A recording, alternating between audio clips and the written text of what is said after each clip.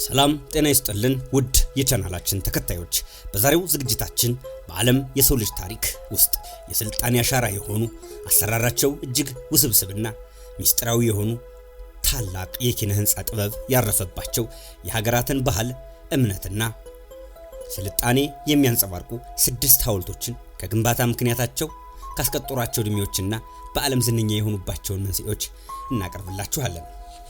6ቱ የዓለማችን አስደናቂ ሐውልቶች። አንደኛ፣ አክሱም ሐውልት። በኢትዮጵያ የሺህ ዘመናት የስልጣኔ ታሪክ ውስጥ ህያው ምስክር ከሆኑት አስደናቂ ቅርስና መገለጫዎች መካከል አንዱ የአክሱም ሐውልት ነው። የአክሱም ሐውልት በአራተኛው ክፍለ ዘመን ወይም 1700 ዓመታትን ያስቆጠረ 24 ሜትር ርዝማኔና 160 ቶን ክብደት ያለው የዓለማችን አስደናቂው ሐውልት ነው። የዓለማችን የቅርስ የስነ ህንጻ የሐውልትና የአርኪኦሎጂ ተመራማሪዎች ሚስጥራዊ እንደሆነ የሚገኘው የአክሱም ሐውልት በላዩ ላይ የሳባ ፊደላት በር መሳይ የፍልፍል ጌጦች ያሉት ሲሆን ይህ ግዙፍ ሐውልት ከድንጋይ ተፈልፍሎ መሰራቱ እንዴት ለሺህ ዓመታት እንደቆመና በምን አይነት የሸክም ዘዴ መጥቶ እንዳቆመ እስካሁን እንቆቅልሽ ሆኖ ይገኛል። ይህንን በዩኔስኮ ዓለም አቀፍ ቅርስነት የተመዘገበውን ሐውልት ጣሊያኖች ዘርፈው ቢወስዱትም እንደገና ወደ ሀገሩ ተመልሶ ተተክሎ የቱሪስት መስህብ ሆኗል። ሁለተኛ፣ ላይክዩን ሴኪያ ቡድሃ ሐውልት። በማይናማር ሞንዌዋ ከተማ ላይ የሚገኘው የላይክዩን ሴኪያ ቡድሃ ሐውልት 116 ሜትር ርዝመትን በመያዝ የዓለማችን 3ኛው ረጅም ሐውልት ነው። በርካታ የቡድሃ ሃይማኖቶች በሚገኙባት ማይናማር ህዝቦች ዘንድ ትልቅ ክብር የሚሰጠው የላይክዩን ሴኪያ ቡድሃ ሐውልት የእምነቱ አምላክ የሆነውን ቡድሃን ታላቅነት፣ ጽኑነትና ዘላለማዊነት መገለጫ ነው። በእምነቱ ተከታዮች ዓመታዊ ክብረ በዓላት የሚደረግበት ሲሆን ለማይናማርም የቱሪዝም ገቢ የሚገኝበት ሐውልት ነው። ሶስተኛ፣ የኤሲያዎች እናት ሐውልት። የኤሲያ ሁሉ እናት የተሰኘው ሐውልት የሰላም ማማ የሚል ተቀጽላ መጠሪያም አለው።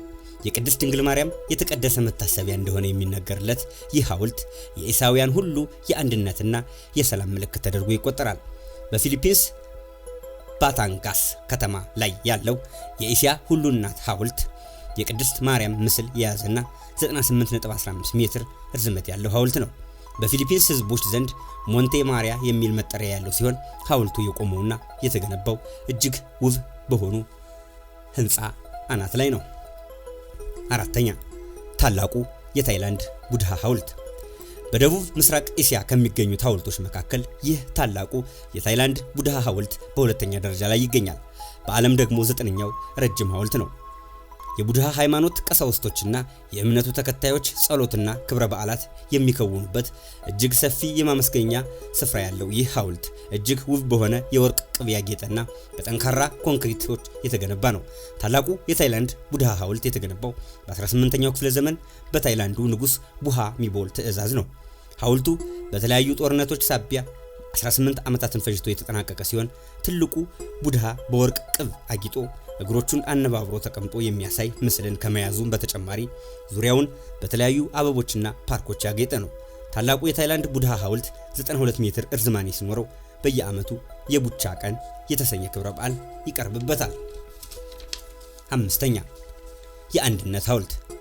ለህንድ ነጻነት ያለመታከት ለታገሉለትና ለደከሙት ለሳርዳር ቫልባሂ መታሰቢያ እንዲሆን ታንጾ የተቀረጸ ሐውልት ነው። ይህ በህንድ ግዛት በሆነችው ጉጅራት የቆመው የአንድነት ሐውልት በራም ሱታር የምህንድስና ባለሙያ ንድፍ ተዘጋጅቶለት በነሐስና በተለያዩ የግንባታ ግብአቶች ተገንብቶ 182 ሜትር ርዝማኔን እንዲይዝ ተደርጎ ቆሟል። ህንድ በእንግሊዝ ለበርካታ መቶ ዓመታት በቅኝ ግዛት ስር በነበረችበት ዘመን ከታላቁ የህንድ አባት ማህተመ ጋንዲ ቀጥሎ ለሀገሪቱ ነጻነት ዋጋ ከከፈሉትና በጠቅላይ ሚኒስተርነት ካገለገሉት ዜጎች መካከል አንዱ ሳርዳር ቫላባሂ ፓቴል ናቸው። ይህ በእርሳቸው ምስል የተቀረጸው የአንድነት ሐውልት በዓለማችን ረዥሙ ሐውልት ነው። ስድስተኛ፣ የቡድሃ ቤተ መቅደስ ሐውልት። የዓለም የህዝብ ቁጥርን ከህንድ በመቀጠል በ1.4 ቢሊዮን የምትከተለው ቻይና በአጠቃላይ ከ42 ሚሊዮን በላይ ዜጎቿ የቡድሂዝም ሃይማኖት ተከታዮች ናቸው።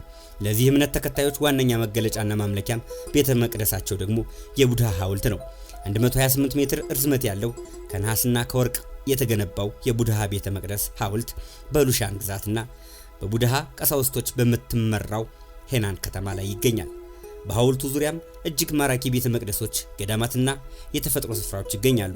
የቻይና መንግስት የቡድሃ ቤተ መቅደስ ሐውልትን በ2024 ለመጎብኘት ከመጡት 3.8 ሚሊዮን ቱሪስቶች ብቻ ከ194 ሚሊዮን ዶላር በላይ ገቢን ማግኘት ችሏል።